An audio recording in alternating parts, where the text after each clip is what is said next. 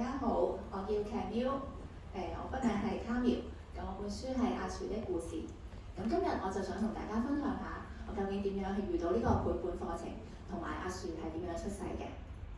其實咧，我一路都中意畫畫嘅，但係成日咧畫嚟畫去都係啲零碎嘅公仔，都唔知畫啲乜嘢好。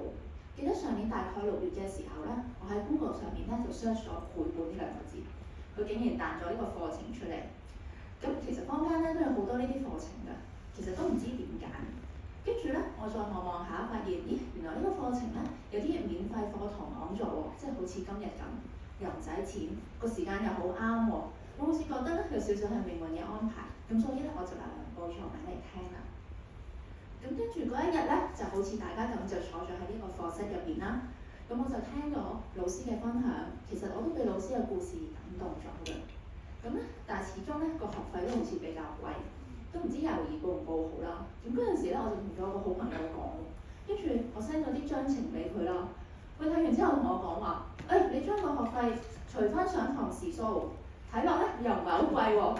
然後我想幾個月喎，抵啦直情。咁所以咧，我就唯有係咁諗啦。咁就趁早鳥優惠之前咧，就報咗呢個堂啦。其實咧，我覺得咧呢一個堂咧真係擴闊咗我眼光好多嘅，因為咧之前我冇接觸開繪本嘅，就算咧俾我睇公仔書咧，我都諗住睇完啲公仔，唔係睇完公仔，係睇完啲文字就算㗎啦，以為睇完文字咧就完成咗一本書，但係原來上完堂之後發現咧，原來好多細節咧都會喺個公仔入邊嘅。咁咧，正如老師成日講，原來繪本嘅世界咧真係好大嘅。記得初上堂嘅時候咧，老師已經叫我哋諗定5個題目，睇下邊個可以發展做一個故仔啦。我初咧係諗住畫一個關於仙人掌嘅故事，但係然後成日咧諗好多小劇場俾佢，諗嚟諗去都好似個故事唔係好成型喎。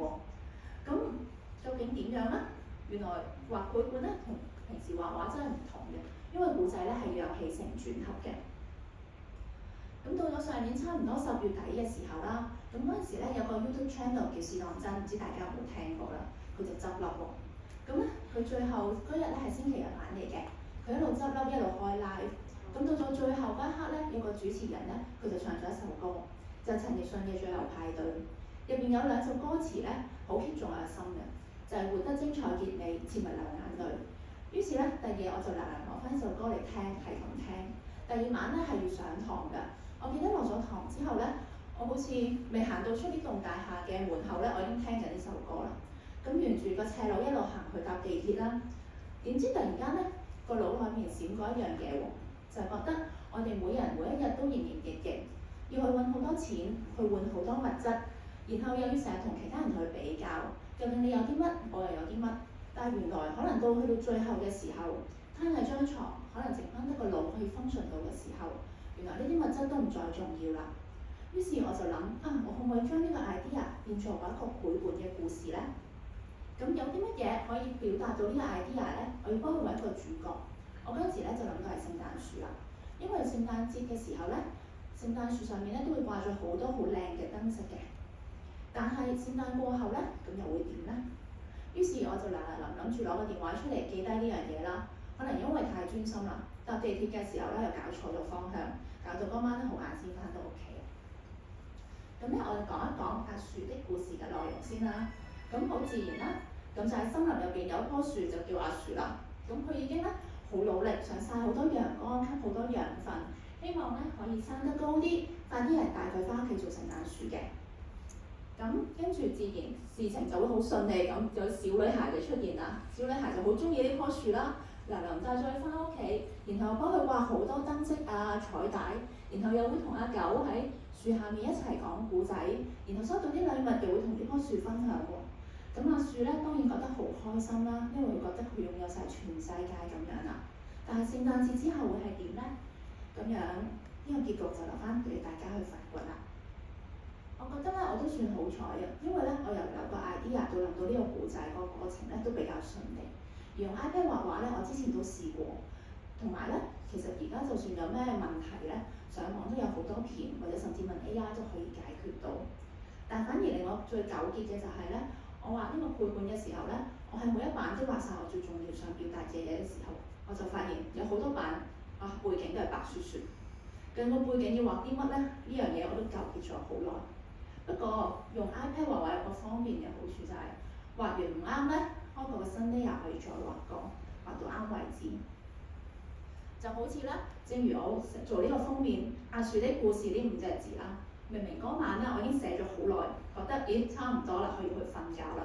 點知咧第2日醒翻再睇翻，又好似唔係好啱睇，結果又喺度寫過，但係其實寫嚟寫去咧對翻都係差唔多。所以有時咧用 iPad 畫畫都係一個無限輪迴嚟嘅。所以咧奉勸大家，如果用 iPad 畫畫咧，記得喺適當嘅時候要學識收手。同埋咧，我覺得呢個創作過程咧可以係好個人啦，但係亦都可以咧係同朋友傾出嚟嘅喎。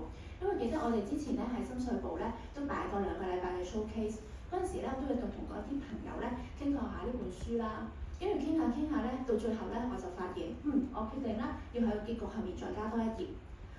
我希望加咗呢頁啦，唔知會唔會令個故事更加完美啦，但係我係希望咧可以令到個結局咧更加釋懷嘅。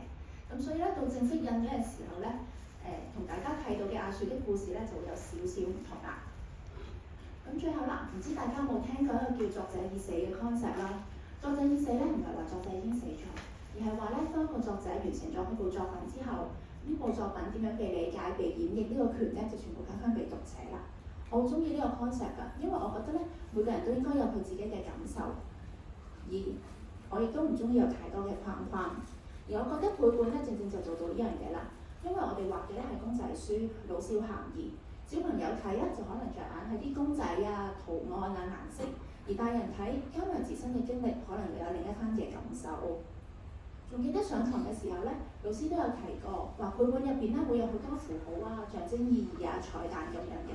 咁所以我畫阿樹的故事嘅時候咧，我都嘗試收埋咗好多彩蛋，希望大家咧睇呢本書嘅時候都會揾到呢啲彩蛋。揾到屬於你哋嘅阿樹啦。咁我今日嘅分享咧就嚟到呢度啦。大家記住一陣出嚟攞翻張書籤留言，同埋 follow 我嘅 IG。大家咧最後希望咧大家記得要活得精彩。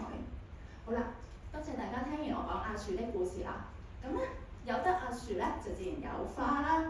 呢度有隻阿狗就自然有貓啦。